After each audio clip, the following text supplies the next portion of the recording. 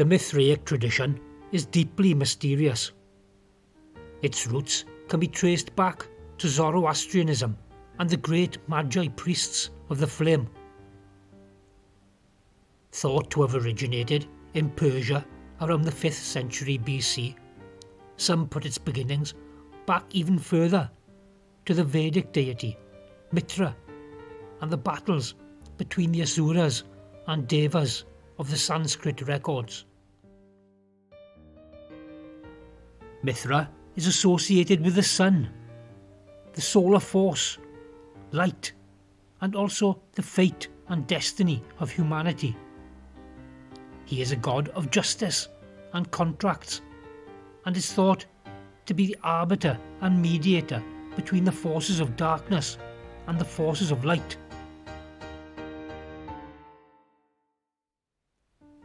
Mithraism is a mystery tradition, a secretive teaching known only to the initiated.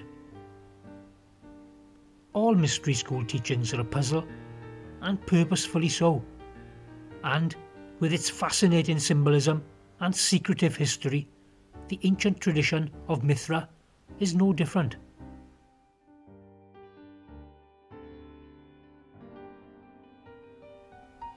The most famous depiction of Mithra is of him slaying the bull.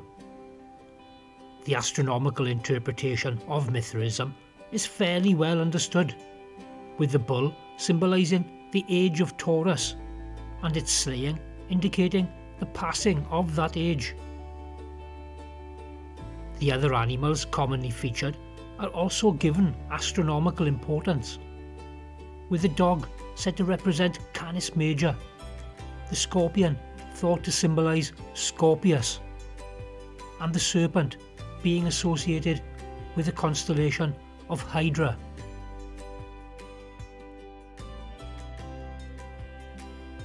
Another astronomical link of interest is the constellation of Ursa Major, or the Great Bear. This celestial alignment was known to the Mithraic priesthood as Mithra's wheel, and the turning and spinning of this great heavenly clock represented the passage of time, but also the fate and destiny of humanity.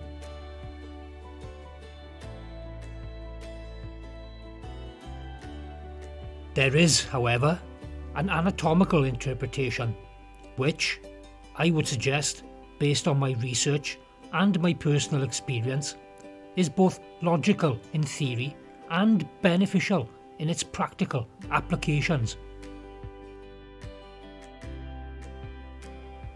This idea highlights the importance of chastity and creative energy work in the mystery teachings of Mithraism. This concept suggests that the mastery of the human body and the attainment of its full potential was an important part of this ancient tradition. In fact, I would go as far as to say that Mithraism was an anatomical teaching first and foremost, a physiological lesson in the ancient art of awakening the human nervous system.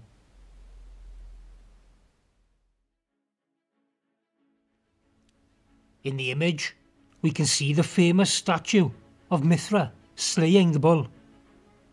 Located at the Vatican in Rome, this is perhaps the best and most detailed depiction of this ancient and mysterious teaching. The statue portrays the mediator Mithra controlling the bull. He does this with the aid of his right foot strategically placed on the heel of the beast.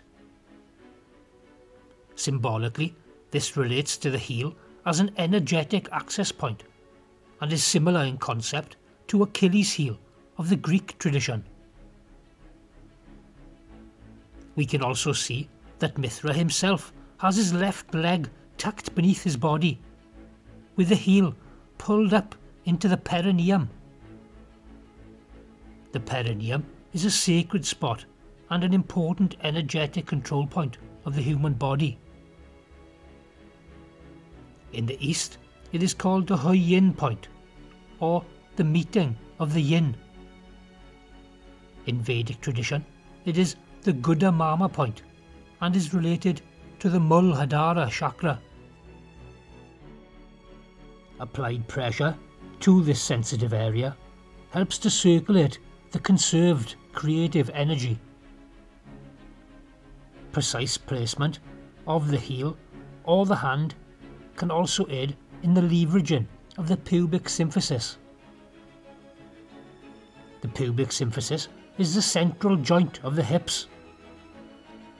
Leverage at this joint can help alleviate the pain and stiffness that can occur when working with the creative force. The positioning of the heel into the perineum is prevalent in many ancient artworks, particularly in Vedic artwork. This concept will feature heavily in future videos on this channel. Mithra wears a Phrygian cap, a symbol of freedom, sensitivity and protection. Protection of the creative energy. In the anatomical allegory, it represents the foreskin, the protective skin that envelops the male reproductive organ. The scabbard at his hip is phallic shaped and may also represent this protection. The protection of the creative energy and the sensitivity that it may bring. This again, in its physiological interpretation, can be related to the protective sheath of the foreskin.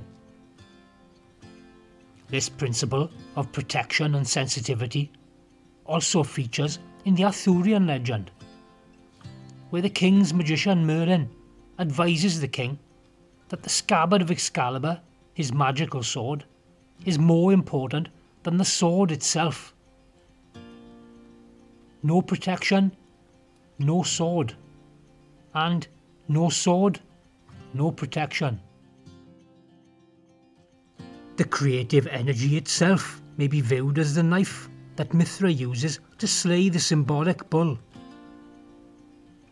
The god of fate and justice has long hair, an ancient mark of chastity, sensitivity and intuition.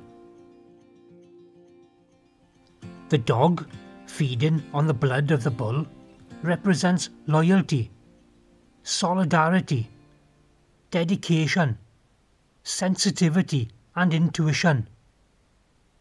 The dog is held as sacred and venerated in both Zoroastrian and Scythian traditions, as well as Celtic, Gaelic and Northern law.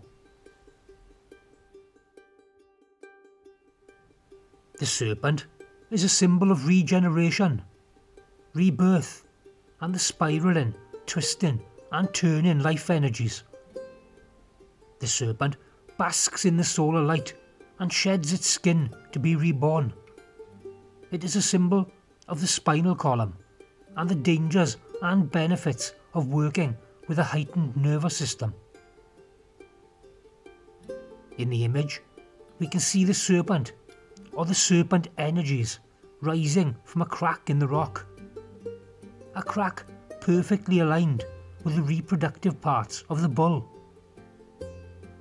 This detail beautifully highlights the vital importance of the creative energy in the process of initiation and the awakening of the human nervous system. It symbolises the power of the preserved life force and the raising of the serpent-like energies along the spinal column. The rock itself may represent the sacrum, the fused bone at the base of the spine. This is the sacred bone of Western esoteric tradition and the foundation of the pillar-like spinal column. In Vedic teachings, this is where the Kundalini serpent arises from, quite in keeping with the symbolic representation presented to us by this wonderful work of art.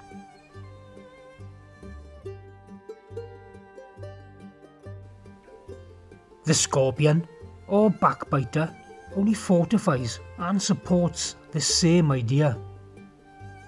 It can be seen clasping to the life-creating reproductive glands of the bull.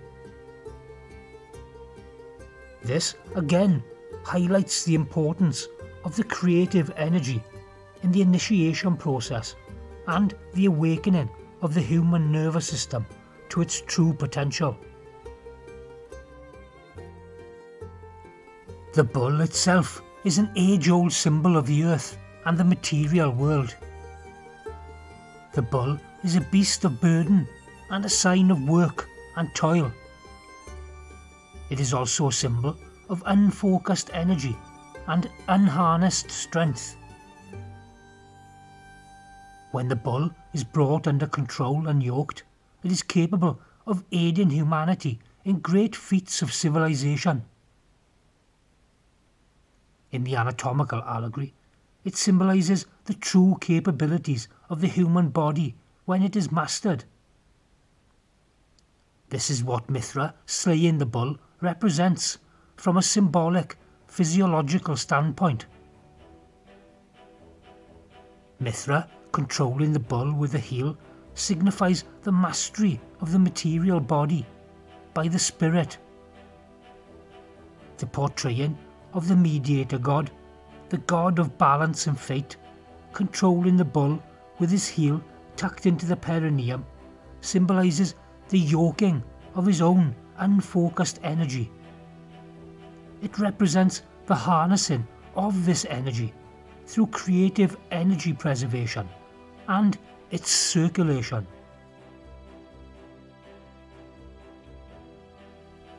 In this anatomical interpretation of Mithraism, the slaying of the bull symbolises the initiation of the aspirant into the higher mysteries of the teaching.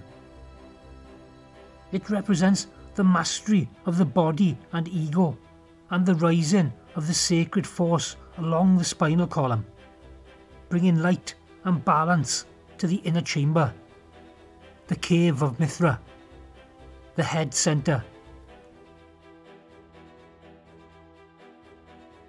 This ancient mystery teaches us to bond with our own spirit through the mastery of our own body.